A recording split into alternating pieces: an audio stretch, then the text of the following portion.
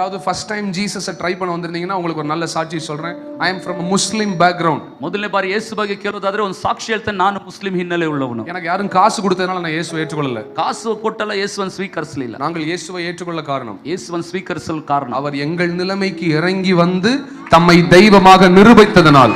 ನಮ್ಮ ಸ್ಥಳಕ್ಕೆ ಆತನು ಇಳಿದು ಬಂದು ದೇವರೆಂಬುದಾಗಿ ಸಾಬೀತು ಮಾಡುತ್ತಿದ್ದ. மற்ற எல்லா நான் எந்த மதத்தையும் குறை சொல்லல, ಯಾವ ಮತವನ್ನು ಕೊರತೆ ಹೇಳ್ತಿಲ್ಲ.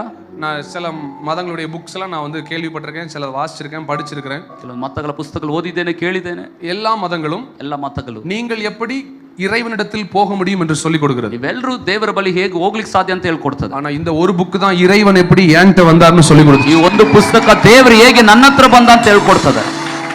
So I love Jesus. ಯೇಸುವನ್ನು ಪ್ರೀತಿಸ್ತೇನೆ. From the day I accepted him till today he has been faithful in leading me, providing me. யார் யார் முதலில் இயேசு கிறிஸ்துவை ஏற்றுக்கொள்ள வந்திருக்கிறீர்கள் அப்படின்னு சொல்லிட்டு ஜான் ஜெபராஜ் கேட்கிறார். இங்கே இயேசு கிறிஸ்துவை கொண்டால் மட்டும் போதாது, அவரை நாம் ஃபாலோ பண்ண வேண்டும். அவரை எப்படி ஃபாலோ பண்ணுறது? அவருடைய கொள்கை என்ன, கோட்பாடு என்ன, நாம் எதற்காக உருவாக்கப்பட்டோம், நம்முடைய கடமைகள் என்ன, நாம் செய்ய வேண்டிய வேலைகள் என்ன இந்த உலக வாழ்க்கையில் அப்படின்றதெல்லாம் இயேசு கிறிஸ்து எங்கே சொல்லியிருக்காரு அப்படின்னு நம்ம அறிந்து ஆராயணும். எதற்காக அவர் உலகத்தில் வந்தார், மனிதனாக பிறந்தார், வாழ்ந்து காட்டினார். ஒரு மனிதன் இந்த உலகத்தில் எப்படி வாழணுன்றதை வாழ்ந்து காட்டினார். அவருடைய வாழ்க்கையில் வந்து குடும்ப அமைப்பு வந்து மறைஞ்சிருக்குது. குடும்ப செயல்பாடுகள் வந்து இங்கே இயேசு கிறிஸ்து தன்னுடைய வாழ்க்கை வரலாறுல சொல்லியிருக்காரு, காட்டியிருக்குது. சிலுவை பாடுகளில் நாம் கற்கும் கல்வி அங்கே மறைந்திருக்குது. இங்கே நாம் ஒவ்வொருவரும் ஒரு குடும்பமாக இங்கே வாழ்ந்து கொண்டு இருக்கிறோம். ஏன்னா கணவன், மனைவி, பிள்ளைகள், தாத்தா, பாட்டி எல்லாம் நம்ம காலகாலமாக வாழ்ந்துங்கிறோம். இதை பற்றி இயேசு கிறிஸ்து கொள்கையில் என்ன சொல்லுது, கோட்பாடில் என்ன சொல்லுது அப்படின்னு நம்ம தெரிஞ்சுக்கிட்டு அதன்படி செயல்படணும். ஏற்றுக்கொண்டு இயேசு கிறிஸ்துவை ஏற்றுக்கொண்டு விட்டால் மட்டும் போதாது. ஏன்னா ஏற்றுக்கொண்டு நான் இயேசு கிறிஸ்து ஏற்றுக்கணுங்க, நான் இந்த வருஷத்தில் இயேசு கிறிஸ்து ஏற்றுக்கினேன், போன வருஷத்தில் இயேசு கிறிஸ்து ஏற்றுனேன், நான் இயேசு கிறிஸ்துவை ஏற்றுக்கொண்டு 25 வருஷம் ஆகுது அப்படின்னு பெருமைப்பட்டுக்கிறது. என்ன பிரயோஜனம்?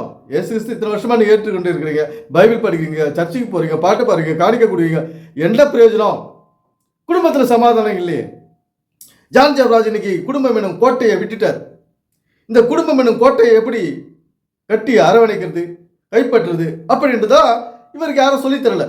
இவருடைய மூதாதையர்கள் என்ன நிறைய பேர், இவருக்கு முன்னால் பிரசங்கம் பண்ணவங்க நிறைய பேர் இல்லையா, நம்ம தமிழ்நாட்டில் சரி உலகத்திலே சரி, அவங்கெல்லாம் இவருக்கு குடும்பத்தினுடைய முக்கியத்துவத்தை பற்றியும் கணவன் மனைவி முக்கியத்துவத்தை பற்றி இவர்கிட்ட யாரும் சொன்னது கிடையாது. கணவன் வந்து மனைவிக்கு கீழ்ப்படினோம், மனைவி கணவனுக்கு கீழ்ப்படினோம், இதுதான் குடும்ப கோட்பாடு. இந்த குடும்பம் எனும் கோட்டையை நம்ம கட்டி காக்கணும். பல இந்த குடும்பம் எனும் கோட்டை இடிக்கிறதுக்கு பல வழிகள் இருக்குது. நிறைய இந்த குடும்பம் எனும் கோட்டை இடிஞ்சு நாசனமாகிறதுக்கு பல நிகழ்ச்சிகள் இருக்குது. அந்த நிகழ்ச்சியெல்லாம் நம்ம தடுத்து நிறுத்தணும். அதெல்லாம் நம்ம அறிந்து ஆராயணும். இந்த குடும்பம் எனும் கோட்டையை நம்ம கட்டி காக்கணும். கணவன் மனைவிக்கு உதவியாக இருக்கணும், மனைவி கணவனுக்கு உதவியாக இருக்கணும். இப்படியெல்லாம் நாம் செஞ்சால் தான் இங்கே இந்த வாழ்க்கை எனும் கோட்டையை நம்ம காக்க முடியும். இல்லைன்னா நம்ம கோட்டை விட்டுருவோம். இந்த வாழ்க்கை எனும் கோட்டை விட்டுடுவோம். இதனால் இயேசு கிறிஸ்து ஏற்றுக்கொண்டு நான் கிறிஸ்தவன், காலகாலமாக கிறிஸ்தவன், எங்கள் தாத்தா கிறிஸ்தவன், எங்கள் தாத்தா கிறிஸ்தவங்க, நாங்கள் எல்லாமே இந்த சபையை சேர்ந்தவங்க, அந்த சபையை சேர்ந்தவங்க. என்ன நீங்கள் எந்த சபையை சேர்ந்தவங்களா பிரயோஜனம் கிடையாது. இயேசு கிறிஸ்துடைய கொள்கை கோட்பாடு என்ன, இந்த உலகத்தில் அவர் வாழ்ந்து காட்டிய நெறிமுறைகள் என்ன, வாழ்க்கை விதிமுறைகள் என்ன அப்படின்றது மறைபொருளாகவும் ரகசியங்களாகவும் இந்த பைபிளில் இருக்குது. அது என்ன ரகசியம் மறைபொருள்னா நம்முடைய வாழ்க்கை தான். அது இந்த ஜான் ஜெபராஜ் அவர்களுக்கு தெரியாத போச்சு. அவருடைய மனைவிக்கு, ஜான் ஜெபராஜுக்கு தெரிஞ்சாலும் அவருடைய மனைவிக்கு அது தெரியாத போச்சு. ஏன்னா 2 பேருமே வாழ்க்கையை புரிஞ்சுக்கணும். அப்போதான் குடும்பத்தில் சந்தோஷம், சமாதானம், பிரிவு வராது. எப்படி பிரிவு வராது, மனஸ்தாபம் வராது. 2 பேருமே, கணவன் மனைவி 2 பேருமே ஒத்துப்பட்டு ஒரு வேலையை செய்யணும். அது எந்த வேலையாக இருந்தாலும், உடல் விஷயமா இருந்தாலும், உறவுகள் விஷயமா இருந்தாலும், பிள்ளைகள் விஷயமா இருந்தாலும் 2 பேரும் ஒத்துப்பட்டு ஒரு வேலையை செய்யணும். ஏன்னா மறுப்பு சொல்லாத, எதுக்கும் மறுப்பு சொல்லாத, கணவனுடைய மனைவி புரிஞ்சுக்கணும், மனைவியுடைய மனதை கணவன் புரிஞ்சுக்கணும், அதுக்கேற்ற மாதிரி செயல்படணும். ஏன்னா குடும்ப கோட்பாடு, குடும்ப நலனை நம்ம கருத்தில் கொள்ளணும். அதுதான் பைபிள் விரும்புது. அதுதான் இயேசு கிறிஸ்து விரும்புகிறார்.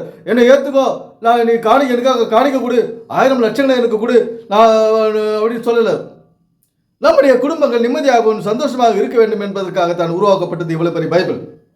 அதற்காகத்தான் இயேசு கிறிஸ்து உலகத்திலே மனிதனாக பிறந்தார், வாழ்ந்து காட்டினார், மரித்தார், உயிர்த்தெழுந்தார். இவ்வளவு நடந்தது. ஏன்? நாம ஒரு தனி மனிதன் இங்கே சந்தோஷமா இருக்கணும், ஒரு குடும்பம் இங்கே சந்தோஷமா இருக்கணும், கணவன் மனைவி சந்தோஷமா இருக்கணும், பிள்ளைகள் ஒரு வளமான வாழ்க்கைக்கு அவங்க வழி நடத்தணும். இதற்காகத்தான் உருவாக்கப்பட்டது. அதற்காகத்தான் இதை மையமா வச்சு தான் பைபிள் எழுதப்பட்டிருக்குது. குடும்பம் என்னும் கோட்டை எப்படி காத்துக்கொள்வது, வாழ்க்கை நம் வயலை எப்படி நம்ம வேலையடித்து காத்துக்கொள்வது, இதுதான் இங்க வசனங்கள்ல வரைஞ்சிருக்குது. நம்முடைய வாழ்க்கை வரைபடம் இந்த வசனத்துல வரைஞ்சிருக்குது. அதை யாரும் கண்டுபிடிக்கிறது கிடையாது, அறிகிறது கிடையாது, சொல்றது கிடையாது, 4 பேருக்கு புத்திமதி சொல்றது கிடையாது. வெறும் கடவுள் கடவுள் கடவுள், ஏசு ஏசு ஏசு ஏசு, பைபிள் பைபிள் பைபிள் பைபிள், ஜபா ஜபா ஜபா, இதையே சொல்லிட்டு இருந்தா குடும்ப வாழ்க்கையை என்னைக்கு விலைக்கு சொல்ல போறீங்க? இந்த பைபிள் இருந்து வாழ்க்கையுடைய முக்கியத்துவத்தை இந்த வசனத்திலிருந்து எப்படி சொல்ல போறீங்க? எப்ப சொல்ல போறீங்க? நம்முடைய சரீரத்துடைய ஆரோக்கியத்தின் முக்கியத்துவத்தை எப்படி இந்த சத்தியத்திலிருந்து எப்ப சொல்ல போறீங்க? ஒண்ணுமே சொல்லாத, வெறும் பாட்டும் ஜபமும் கூத்தம் டான்ஸுமா ஆடிட்டு போயிட்டா அப்புறம் இங்க நடக்க வேண்டிய வேலை எப்படி சரியா நடக்கும்? குடும்பத்தில் ஒற்றுமை, நம்முடைய கலாச்சாரம் எப்படி காக்கப்படும்? நண்பர்களே, இந்த வேதமானது நம்முடைய வாழ்க்கை சம்பந்தப்பட்டது, நம்முடைய குடும்பம் சம்பந்தப்பட்டது, நம்முடைய எதிர்காலம் சம்பந்தப்பட்டது, நம்முடைய சந்ததி சம்பந்தப்பட்டது இந்த பைபிள் சத்தியம். எனவே சிந்திப்போம், செயல்படுவோம். நன்றி, வணக்கம் நண்பர்கள்.